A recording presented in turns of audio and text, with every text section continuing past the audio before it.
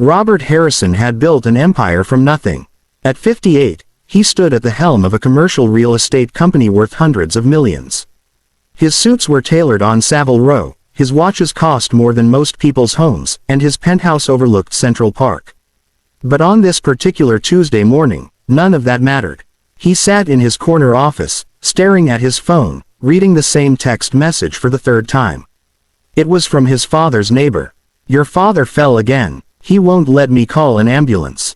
Please come." Robert closed his eyes and rubbed his temples. His father, Thomas, was 79 years old and stubborn as an ox.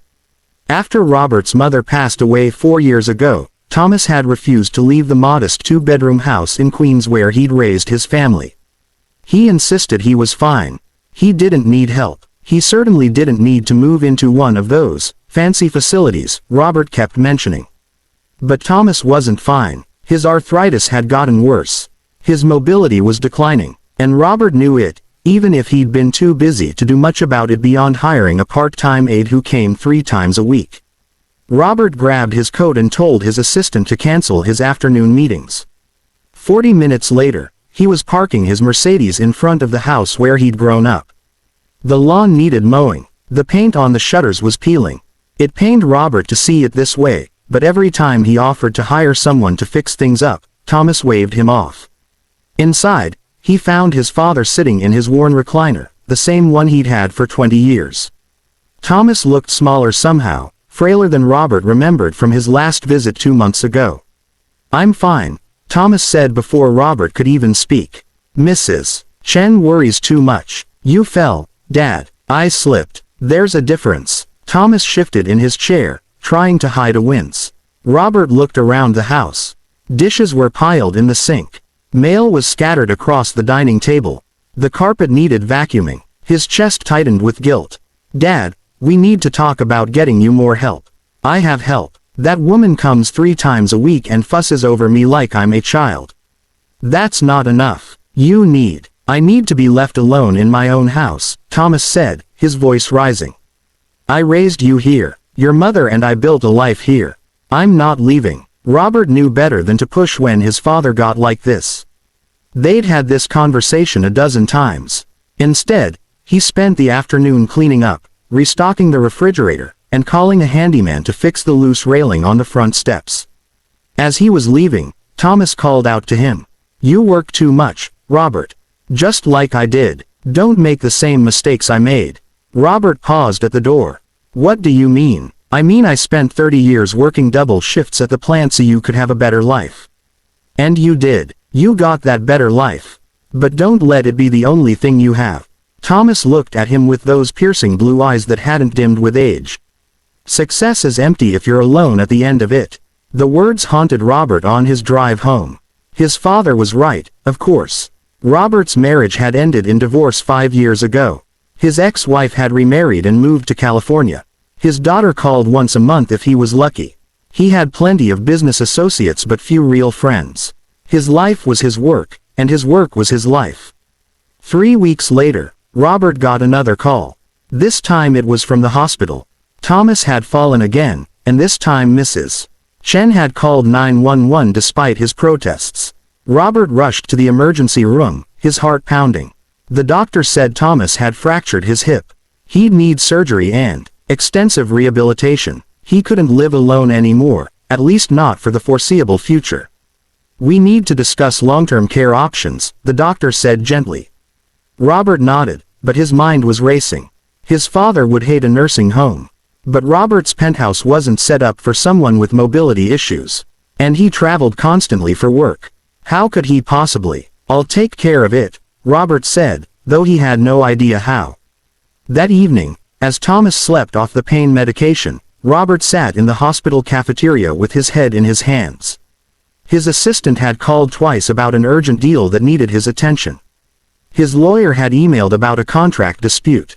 But all Robert could think about was his father's words, "Don't let success be the only thing you have." He pulled out his phone and called someone he hadn't spoken to in years. His college roommate, David, who'd become a social worker instead of chasing the corporate ladder like Robert had. "I need advice," Robert said when David answered. "It's about my father. They talked for over an hour. David explained the options: assisted living facilities, in-home care, family caregiving. Nothing felt right. Then David said something that stuck with Robert. The question isn't what's convenient, Robert. It's what would honor the man who gave up so much to give you opportunities. What would show him the same love he showed you? After the surgery, Robert made a decision that shocked everyone who knew him. He bought the house next door to his father's. It had just gone on the market, and hired a contractor to renovate it and install an accessible ramp and bathroom. He reduced his work schedule to 3 days a week in the office, working remotely the rest of the time. And he moved his father back home, but with round-the-clock care this time. His business partners thought he'd lost his mind. His ex-wife called it a midlife crisis. But Robert didn't care. For the first time in years, he felt like he was doing something that mattered. The recovery was slow. Thomas needed a walker now and couldn't climb stairs. But being in his own home, surrounded by memories of his wife and his life, made all the difference. And having Robert nearby, really nearby, not just a phone call away, changed something in their relationship. They started having dinner together every evening. Robert would come over after work, and they'd sit at the old kitchen table and talk. Really talk. Thomas told stories Robert had never heard before, about his own father, about the early days with Robert's mother, about the struggles and small joys that had filled his life. "You know what I regret most?" Thomas said one evening, about 2 months after the surgery. "I regret that I didn't spend more time just being with you kids when you were young. I was always working, always tired. I thought providing was enough. But you needed more than that. You needed me. You did your best, Dad," Robert said quietly. "So do you, son. So do you. But life's funny. We think we have all the time in the world, and then one day we wake up and realize we've been so busy climbing the ladder that we forgot to look around at what really matters." Robert felt something crack open inside his chest. "I'm sorry I wasn't here more.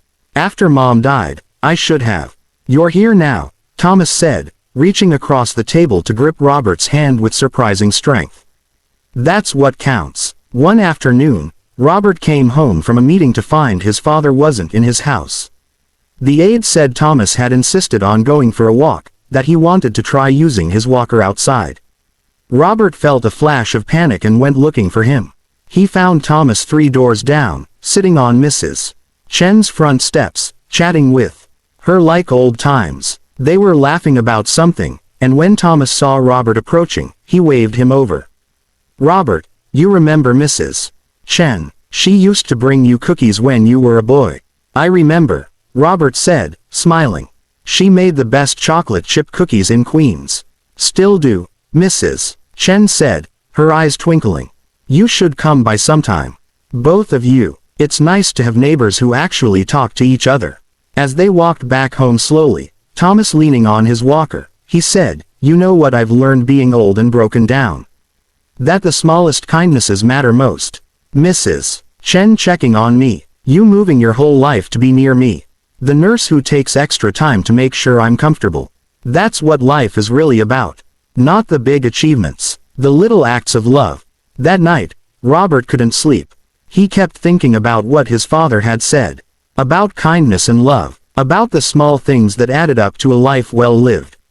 He realized that in all his striving for success, he'd forgotten the lessons his parents had taught him simply by how they'd lived their lives. His father had worked hard, yes, but he'd also coached Little League on weekends. His mother had kept the books for the family business while also volunteering at the church and hosting neighborhood barbecues. They hadn't had much money, but their lives had been rich in ways Robert was only now beginning to understand. 6 months after the surgery, Thomas was walking without the walker, though he still moved carefully. Robert had settled into his new routine. He still ran his company, but he'd learned to delegate more, to trust his team. And he'd discovered that working from home 2 days a week didn't hurt his business at all. In fact, he made better decisions when he wasn't constantly exhausted and stressed. But the biggest change was in Robert himself. He volunteered at a local youth center on Saturday mornings, mentoring teenagers from backgrounds like his own. He reconnected with his daughter, who was surprised and pleased by his newfound availability. He started dating again, this time looking for companionship rather than just another box to check on his list of accomplishments. One Sunday morning, Robert and Thomas were sitting on the front porch, drinking coffee and watching the neighborhood wake up. A young couple was pushing a stroller down the sidewalk. Kids were riding bikes. Mrs. Chen was tending her garden. "You've given me a gift," Thomas said suddenly. "These last few months, having you here, spending real time together. I thought my life was over after your mother passed. I thought the best I could hope for was to just get by until the end. But you reminded me that there's still joy to be found. Still purpose." Robert felt his eyes sting with tears. "You gave me a gift too, Dad. You showed me what really matters. I was so busy trying to prove something, to build something big, that I forgot why I was doing it in the first place. I forgot that success means nothing if you don't have people to share it with." Thomas smiled. "Your mother would be proud of the man you've become. Not because of your money or your business, but because you learned to love better. That's the only thing that lasts." They sat in comfortable silence for a while, two men of different generations who'd finally found their way back to each other. The morning sun warmed their faces. Birds sang in the old oak tree that Thomas had planted when Robert was born. And in that moment, Robert understood something profound.